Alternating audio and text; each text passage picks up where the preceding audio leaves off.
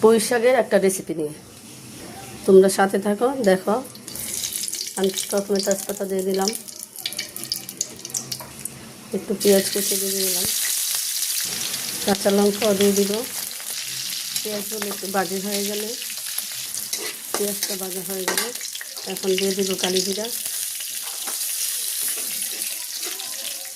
তার সাথে দিয়ে দিব রসুন বাটা। এবার দিয়ে দিব আদা জিরা বাটা,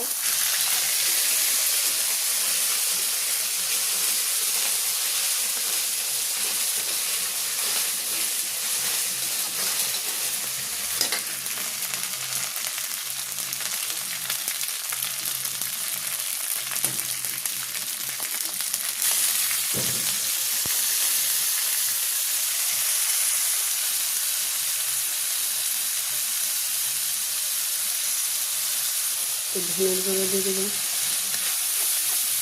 পরিমাণ মতো লবণ দিয়ে দিব। এখন আমি চিংড়ি মাছগুলি দিয়ে দিব।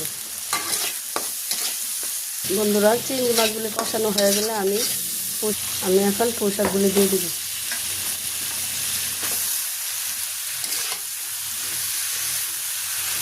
এখন ঢেকে দেবো 5 মিনিট, সাথে থাকো। 5 মিনিট ঢেকে রাখবো। এবার একটু দেখে নেব, 5 মিনিট হয়ে গেলে